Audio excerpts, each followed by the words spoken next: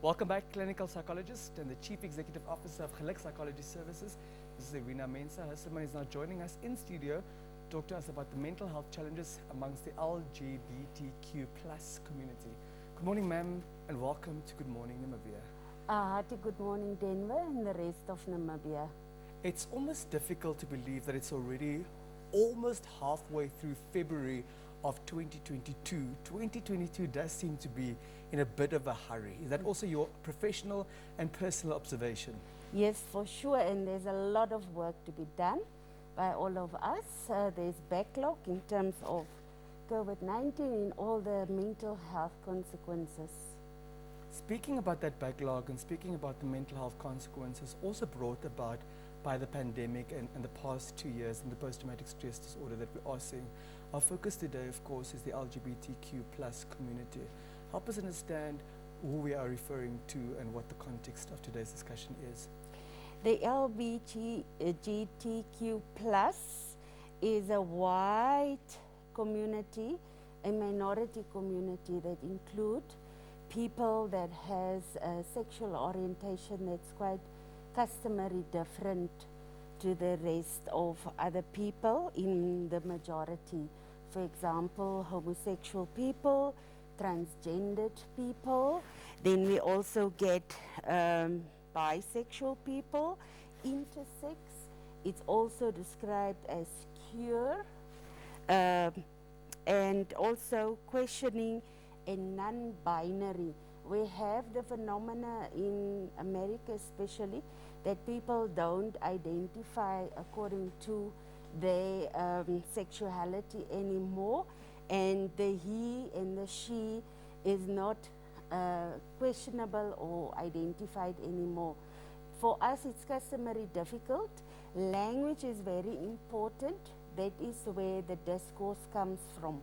So the way we describe people and things in society, that plays a big role. In all our languages, we have a connotation for he, her, him, she, and that is also how we communicate and we use power in our display of language like this morning.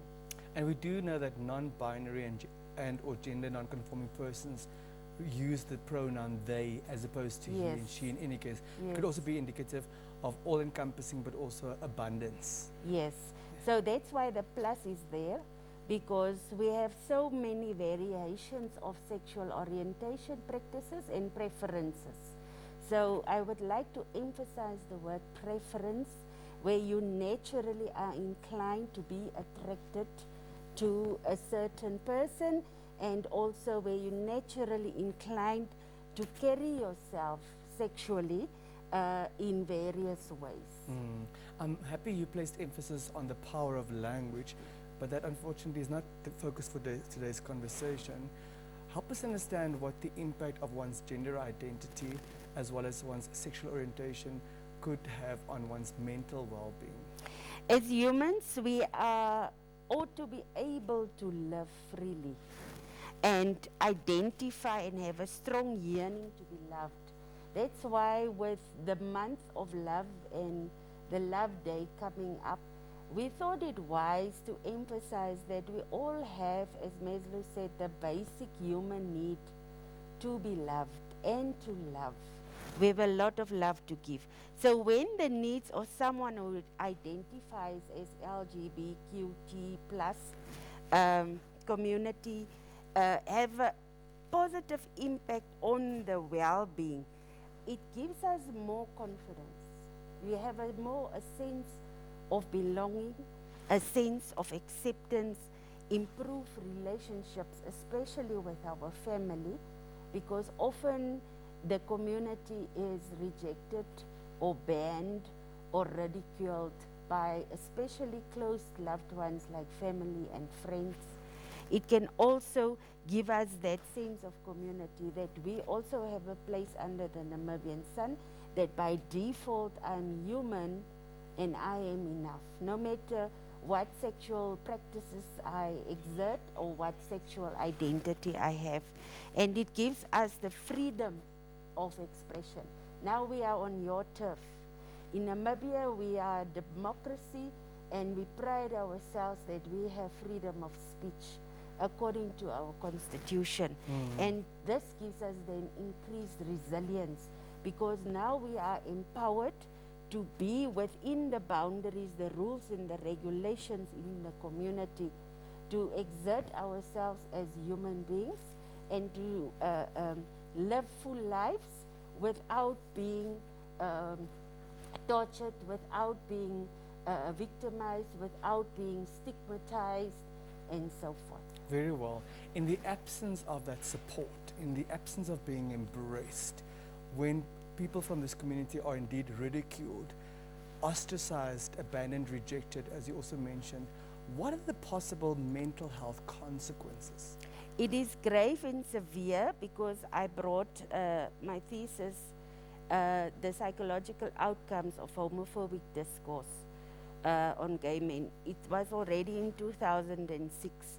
So the public discourse about homosexuality increasingly focused on the dislike thereof and contained a hostile undertone. Now you can imagine, if somebody is hostile towards you, how it can impact your mental health, the homophobia, the biphobia, the transphobia, the negative attitudes, feelings, assumptions, and actions towards the LGBTQ plus people.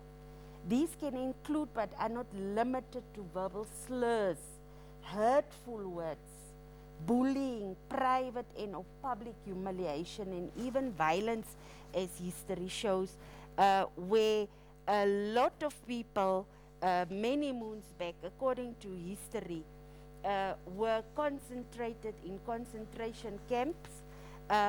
According to this research, homosexual then, as it's been described, were forced to wear inverted pink triangles as a badge of identity. Sure. Between 5,000 and 15,000 of those prisoners are estimated to have died in the camps, and they were suspected to be homosexual. And throughout Africa, especially, it was the same. Now, this happened in the 20th century with the Nazi Germany history. So it's not only certain other denominator groups, and this can imply that LGBTQ plus people can experience it from the close ones, from their society where they ought to feel safe, and they experience the stigma and the discrimination and this internalized negative feelings, then of course can cause mood disorders, anxiety, tremendous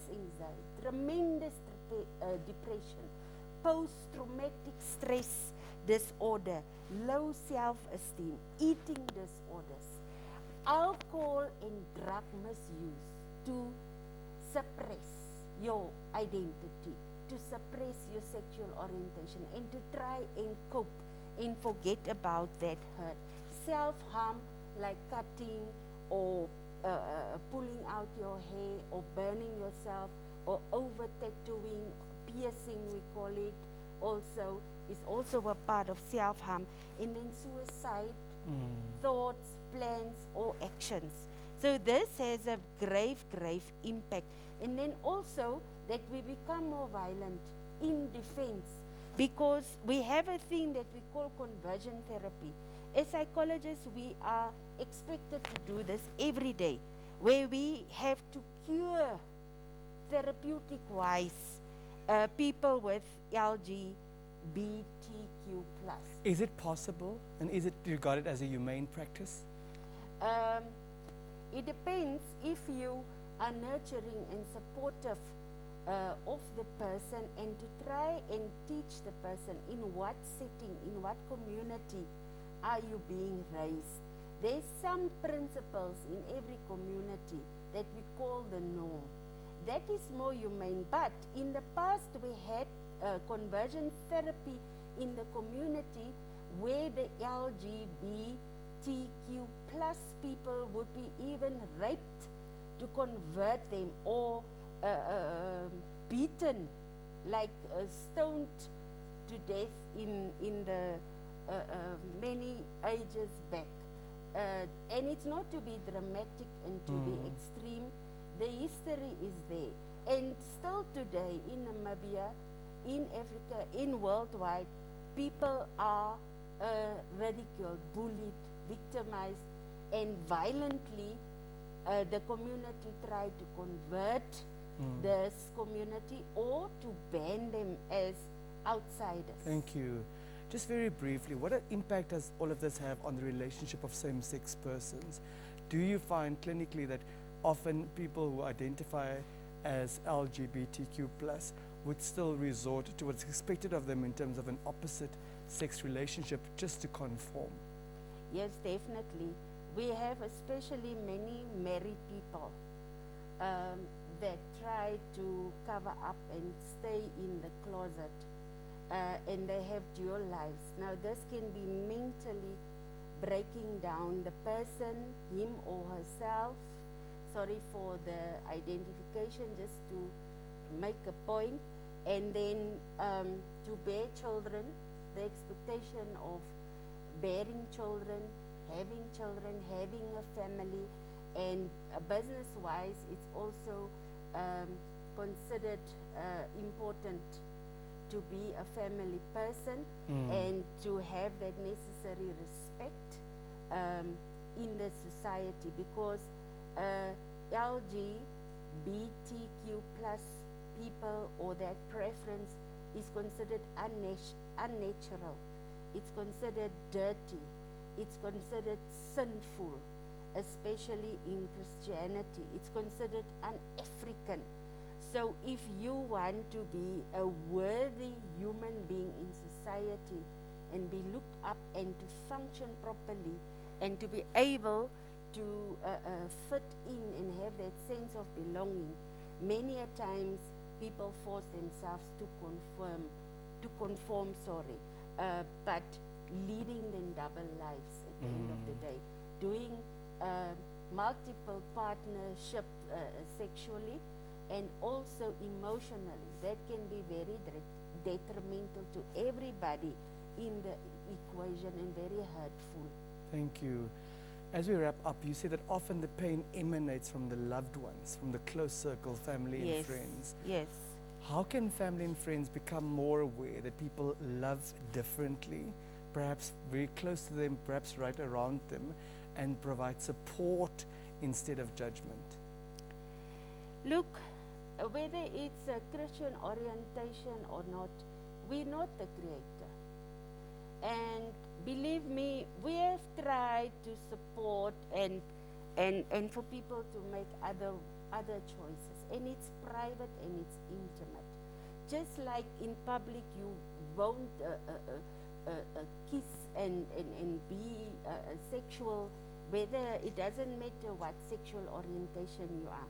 So the judgment is not for us. Whether you shop a lot, whether you have a different sexual orientation, by default, we are human and we have human rights as long as we don't impart on the next person's human rights. We can coexist. We need to start dialogues about this. Me doing this today puts me at risk because I'm speaking out against these atrocities of human rights violations.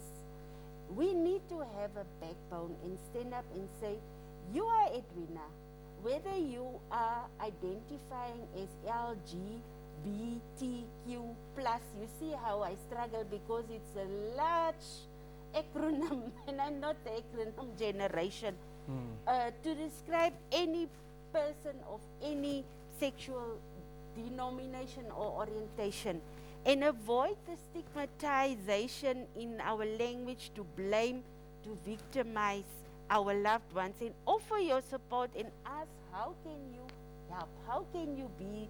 It's still the same person. It's still the same person, and the person is human, and offer that support and say it is important that we all show respect and acceptance to one another. It doesn't mean you are supporting and condoning the behavior. Just like whatever I do, you respect me regardless of my shortcomings or my different preferences, to be tolerant towards that and to get involved and educate ourselves. Often we are afraid because we don't know. Things scare us because we don't know.